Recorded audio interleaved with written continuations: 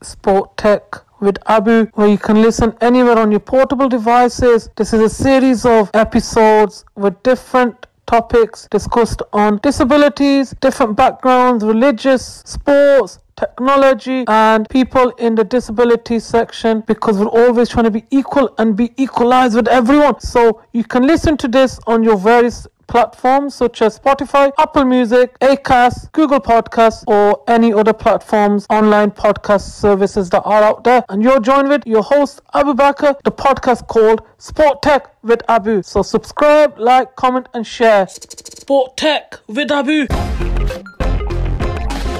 We don't only talk about sports and tech, we talk all other documents and topics, because we're always equalized. The equalizer.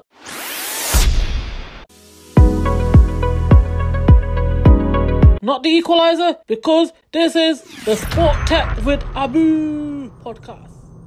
My name's Dave Steele. I am known as the Blind Poet, and I am 45 and from Manchester. My journey with low vision and blindness started a little over 6 years ago, nearly 7 years, when I was diagnosed with a condition called retinitis pigmentosa, or RP for short. Now, for those of you that don't know what RP is, I'll give you a brief explanation, because it's integral to my story. And the way I lose my sight is RP is a hereditary condition, so it genetically runs in the family. In my particular case, it comes from my mum's side. The way you start to lose your vision with RP generally starts off with night blindness, so struggling from light to dark places, and then you start to lose your peripheral vision. So they call it tunnel vision. So it's like a tunnel closing inwards, and then it results in blindness in a lot of cases. The way I see it at the moment is my left eye is completely blurred now, I can't see out of that, and my right eye is like looking through a straw. When I was diagnosed nearly 7 years ago now, I went in for a routine eye exam in opticians. I used to get myself checked every couple of years just to make sure I was okay for driving and things, and went into a routine eye test, and they looked into the back of my eyes and told me that the pigment was very thick and my eyes had started to deteriorate quite quickly. I was told that I needed to stop driving straight away. And I had to inform my employer. And now at the time, my wife, well, she was my fiance at the time, was sat out in the waiting room with our 6-month-old baby boy. We were just planning on getting married. I was in a new kind of cycle in my life. And from that kind of moment, getting that diagnosis of RP, everything kind of changed. I told my employer, I was working in car sales at the time, and I was also working as a singer. I told my employer that I was being diagnosed with RP, and I was being diagnosed as registered blind, severely sight impaired. And they let me go because I couldn't drive anymore. I couldn't do the gigs for my singing work anymore. So I was unable to work. We lost our house because we couldn't afford the rent on the place we were staying. And for the first kind of 8 or 9 months, it was a real kind of struggle. Like a lot of people, we fell through the net of the system, couldn't get the support that we needed. We had to feed our kids on food parcels, for a little while. And I was struggling with anxiety due to my rapid decline in vision, and depression as well.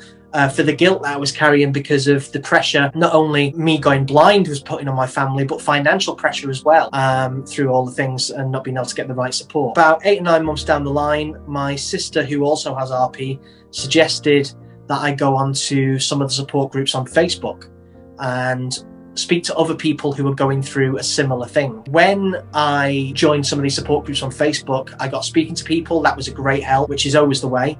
And then I was asked to go and attend a support group meeting in Newcastle for people with RP and another condition called Usher syndrome, which is deaf blindness. So the same sight loss as RP, but with hearing loss as well. And when they heard that I was a singer, they asked me if I would come and be the entertainment for the day, which I agreed to immediately, because I was very nervous about going and being around other visually impaired people for the first time. Being on stage and being the singer and the entertainment for their support group was almost like my comfort zone, so it made me feel a lot nervous. So the night before the support group, I was in bed thinking of songs to sing the following day, and I had this idea, a kind of eureka moment that kind of changed everything, where I thought it'd be a great idea if I could change the words to a song that everyone knew, so it would have more of an impact, more of an emotional response. So I chose the song Stand By Me by Benny King. I'm sure we all know it, because I love the opening line of "When the night has come and the land is dark and the moon is the only light we'll see," because that was like night blindness. I performed the song, which I called Stand By Me RP, the following day, and when I sang it, I got a reaction that I I really, to this day, can't believe people were coming up to me saying that I was able to describe how they felt about their journey with low vision and how my words were helping them feel like they were less alone. And at that moment, it kind of triggered something in me, because I always say that when I started to lose my sight, like a lot of people, I went through a very familiar battle. I lost my independence, lost my confidence, I lost my pride. But the biggest thing it kind of took from me was my purpose. I didn't know what I was going to do next. All of a sudden, when I found these words and found that they were helping people, it was like turning on a tap. I started to write poetry, because music and poetry are the same thing. To me, it's just song lyrics. And every day I was writing 2 or 3 a day. And it was just basically spilling out of me, to the point now where I've written 3 books, which have been #1 releases in both America and Australia. Called Stand By Me RP after that one song.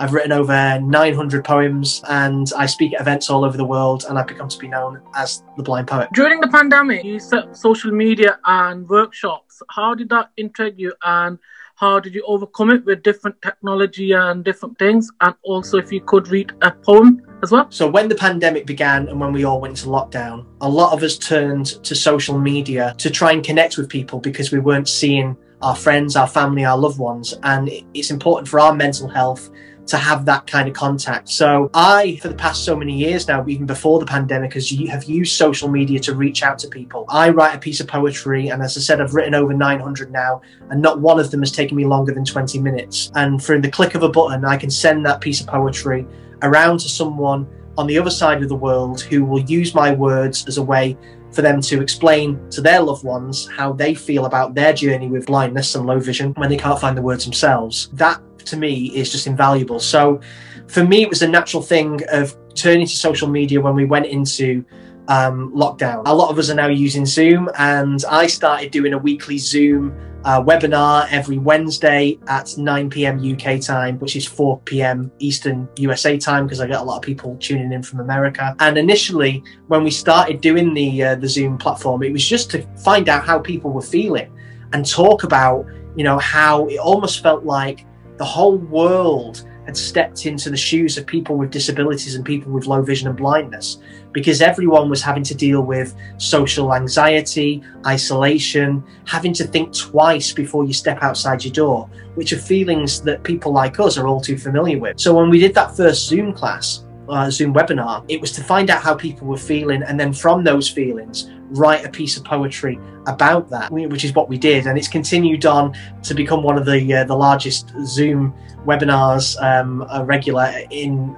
the blindness community across the world now. We have hundreds of people tuning in from all over the world, and it's now called Team Poetry, which has been entitled by my team I work with in America. And from that, I write poetry every week. Sport Tech with Abu. We don't only talk about sports and tech, we talk all other documents and topics, because we'll always equalize the equalizer.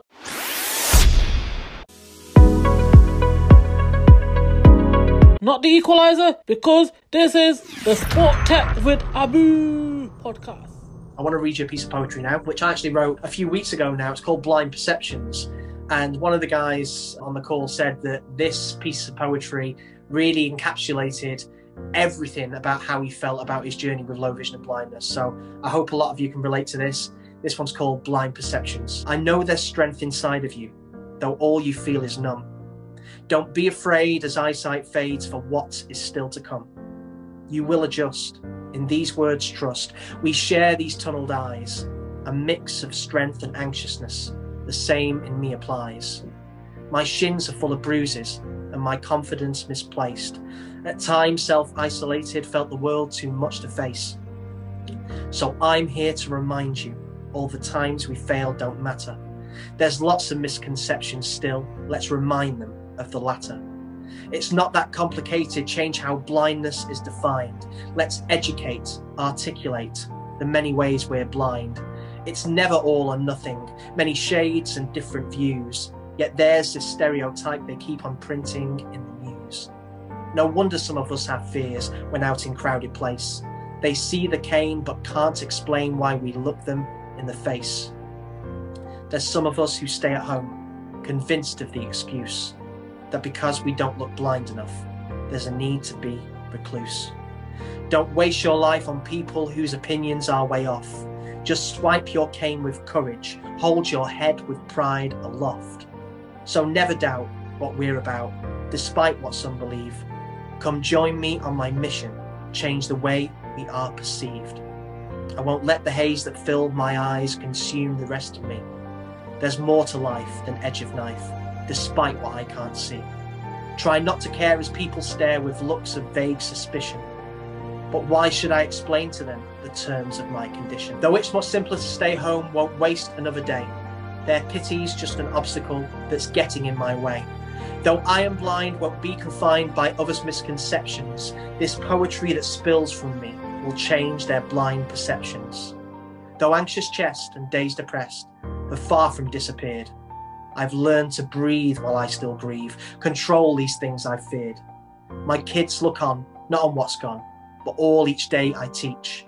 For if tomorrow their eyes pay, life's dreams are still in reach.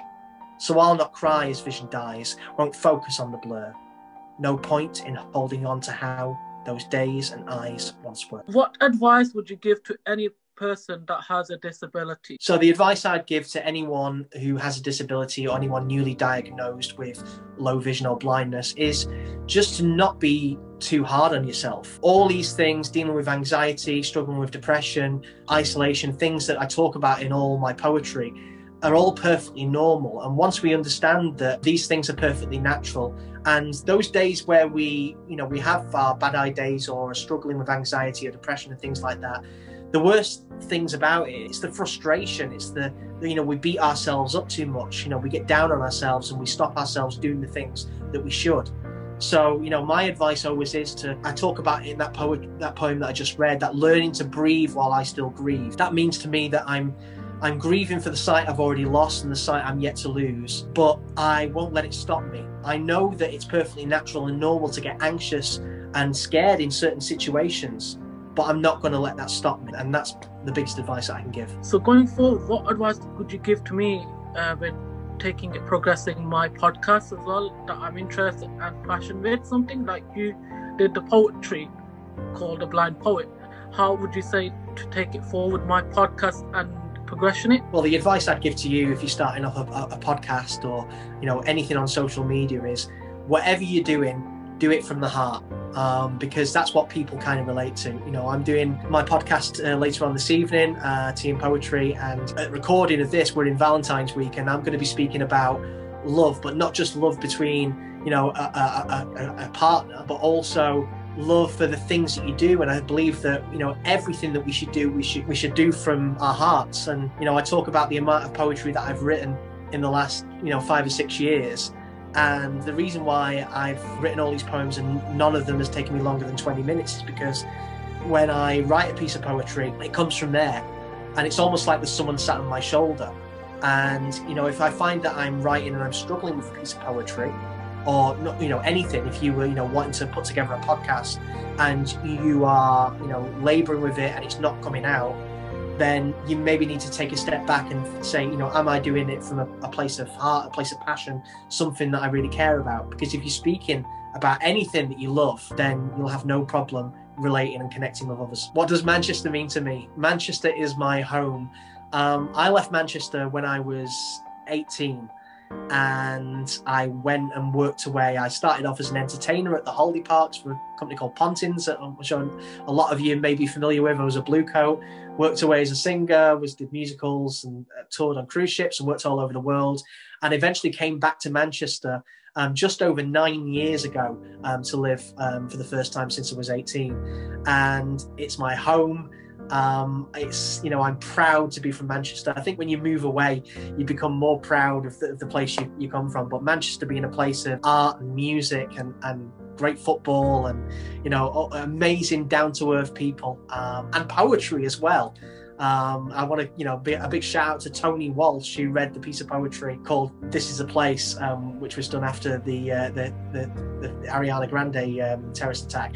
It's just that sums up what Manchester is about for me, and I'm very proud to be from here. Thank you for listening to the various of different episodes on this podcast with Sport Tech with Abu, and hopefully you're still with me. Hopefully you're enjoying this on various of platforms where you listen to on your Spotify, Google Podcasts, Acast, Apple Music, any platforms. Please do listen to it, and please give a comment, share, like, and subscribe to this unique and equalized podcast, Sport Tech with Abu. And I will see you on the next episode. So keep it tuned in. And various of interviews are on this podcast series as well. So I hope you enjoy it. And please spread the word. Sport Tech with Abu.